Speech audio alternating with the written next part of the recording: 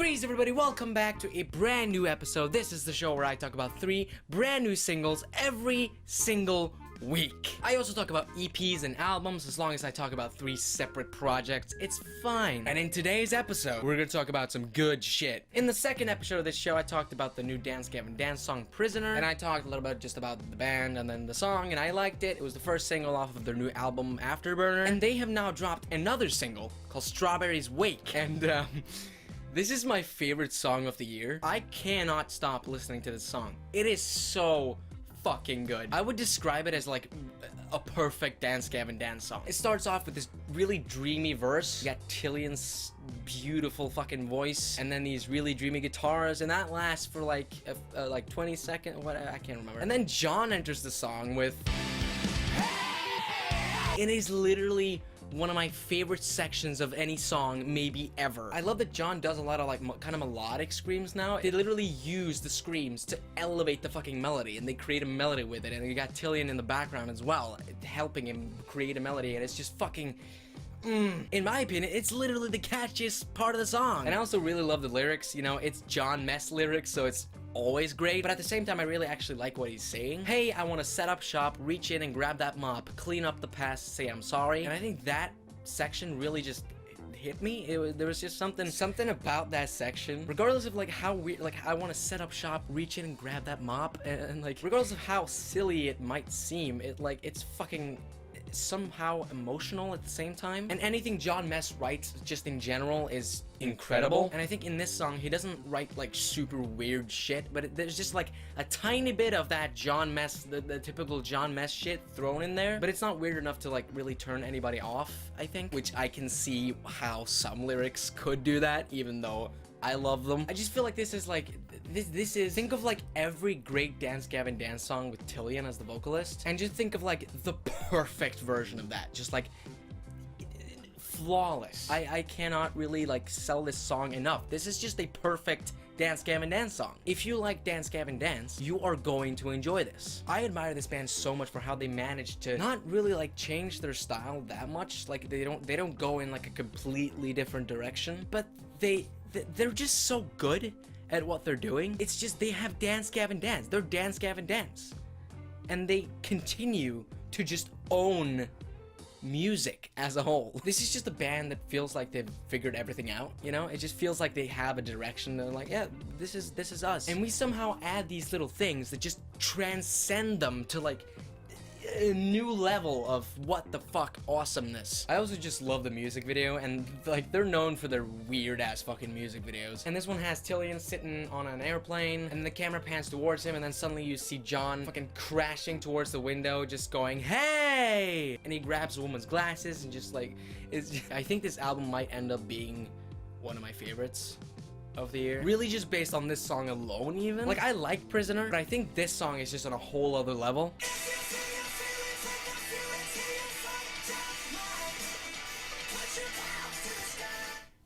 Just listen to the song, man, please. It's just such a fucking banger. All right, now it's time to talk heavy. The next thing I'm gonna talk about today is the new album from Code Orange. It's called Underneath, and they dropped 3 singles, and I only heard 2. First single was the title track, which is also the closer of this album, and I thought it was pretty okay. It showed them going in a like very industrial direction. And then the second single, Swallowing the Rabbit Hole, was just like a heavy fucking mess. Not in like a shitty way, but in like it's a fucking mess. It's chaos in a really good way, and I thought it was pretty cool, but I just didn't really come back to any of the songs. I actually didn't even know that they released the 3rd single until after I'd heard the album. I mean, if you've never listened to Code Orange, you might have heard their last album, Forever, and that was like an experimental hardcore metalcore album, and it had some really cool experimentation on it, but this is taking it to a whole other level. I would call this album a mix of, you know, the hardcore metalcore kind of shit that the Code Orange has done in the past, but also like a bunch of industrial metal and like new metal influence on this, and even some really obvious grunge influences. Like specifically the song Sulfur Surrounding, which was the 3rd single, has this really like Nirvana kind of guitar in the background. It sounds like if you took like Come As You Are by Nirvana and just like put a shit ton of more shit on it, a shit ton of good shit on it. And the Easy Way as well just gives me grunge feeling. And also I think the influence from like 9 Inch Nails is also very, very obvious here. Not in like a rip-off way, that's kind of the thing that like I feel like they do a really good job of having a lot of different influences without just straight up copying shit. They really just grab from a bunch of different genres and bands and put together a style that sounds like them, that is very much like a this is Code Orange, you know? But I still think like if you listen to 9 Inch Nails and you hear this, I don't think you would be surprised to hear that that was one of their influences. Especially with a lot of the distorted vocals and the more industrial kind of element to this album. I feel like there's a little bit of Slipknot influence in the song Erasure Scan. There's just this guitar in the background that sounds like something that could have been on a Slipknot record. Like for example, Critical Darling by Slipknot, or like maybe like The Devil and I and Disaster Piece. There's just like small elements of that throughout this song, and I really, really enjoy it. I love the chugging ass riff in Last One's Left, and I think the hook is just super fucking nasty. Like the album starts off with this really weird kind of atmospheric intro, and then goes into Swallowing the Rabbit Hole. And Swallowing the Rabbit Hole is when we first hear the fucking hiccups in their songs. They have moments on this fucking album where they just kind of stop and then repeat. It sounds like you hear a part and then they just cut it, and then they add a little space between, and then just like the same part comes over again. And I think when I first heard it in the single Swallowing the Rabbit Hole, I wasn't that much of a fan of it, but I think it's really, really cool just listening to it in this album. I think In Fear and You Alone just kind of continue, like it's very much the same kind of style. Something I really like about this album, something that I actually wasn't that much of a fan of when I first heard the singles. They have two vocalists. They have a screamer and a more clean singer. And the clean singer, Reba, who is also the guitarist and used to be the bassist, I have to say that she owns this fucking album. When I first heard Underneath, the single, I wasn't like a huge fan of it, but like listening to this album, I love her voice. She goes from having a lot more of a clean singing voice to like not screaming, but like really awesome belting. And I think the songs that stand out on this record are the ones where she's the most involved vocally. Like the song Autumn and Carbine is just so fucking good, and it might be my favorite on the record. And it reminds me of something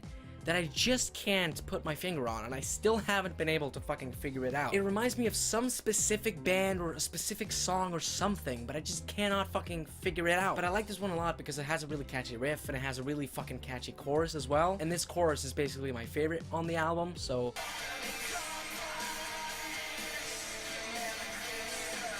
oh, just fucking wow. And the first time I listened to this album, I was kind of just like, okay, this is fine, whatever. I don't love this, and I didn't even do it on the second listen, but on my third and fourth listen, I was just like, I don't know what happened, but holy shit, I'm really fucking like this right now. And I think I'm just gonna like it more and more the more I listen to it. So I'm really happy with this album. Underneath remains actually one of my favorites on the record as well. I didn't really enjoy it that much as a single, but hearing it in the context of the album, I think it's a really good closer. The reason why I didn't like it as a single that much was because I felt like it just kind of dragged on a little bit. But listening to this, after hearing all of the previous songs in the album, I just feel like it closes the album in a really epic way, and I just feel like that's exactly what this record deserves. Yeah, I was actually really surprised with this album. I didn't have a lot of expectations going into it, actually, just because I wasn't huge on the singles that I had heard. I enjoyed them, but I still wasn't like a super big fan of them. But I can tell you right now that this album is definitely worth a listen. If you enjoy any of the bands that I talked about that I like hear the influence from, I think you'll find at least something to enjoy on here, because there are really heavy and just brutal tracks, but at the same time there are a lot of more melodic and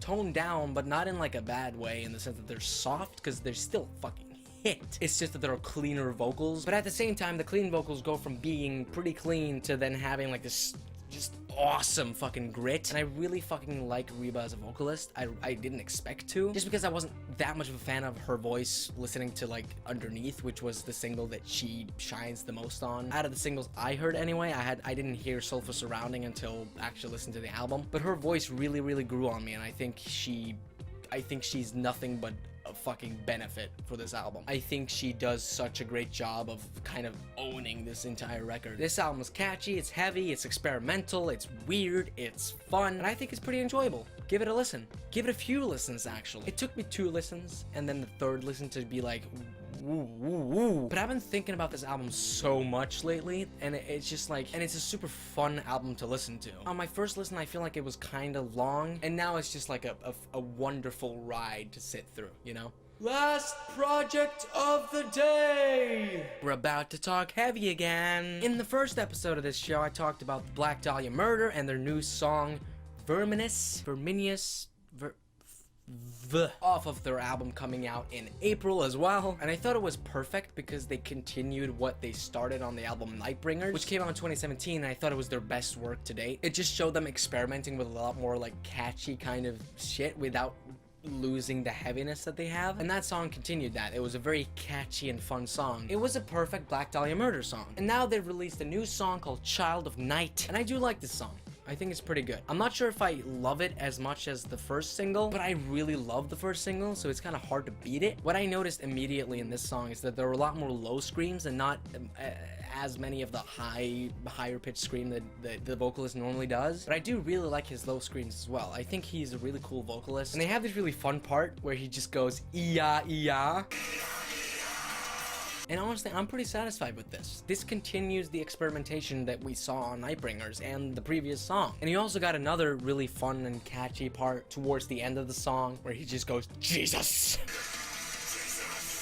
And I think this is just like this. It's another perfect Black Dahlia Murder song.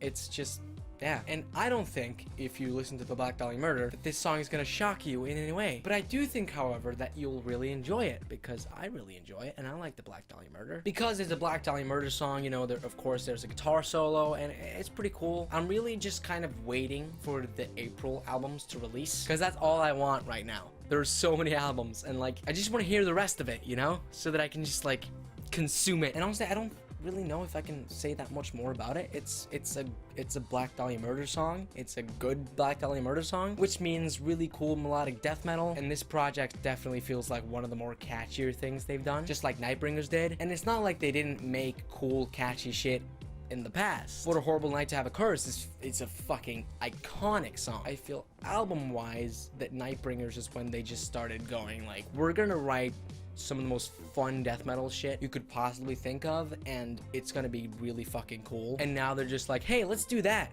but let's do even more of it. And I am all here for it. And that is pretty much all I have for you guys for today's episode, this week's episode of Threes. Thank you so much for watching. If you enjoyed the video, make sure to leave a like, and also comment down below what you want me to review next, whether it's an album or a band that you want me to check out, or like a release date you want me to know about, or whatever. I'll listen to anything, and if I have enough to say about it, I will review it. There's actually an album that was suggested that I haven't been able to listen to yet, so I'm gonna have to do that, but I will listen to anything, so it doesn't matter what genre it is. Just tell me. And also, if you're new here and you enjoy the video, make sure to subscribe for more. I try to do these every week, so there'll be another episode next week waiting for you. And you can also check out the previous episodes by clicking the playlist. It's gonna appear on the screen. I don't know if it's here yet. Maybe, probably, most likely. And that's pretty much it. Thank you guys for watching, and yeah. Goodbye!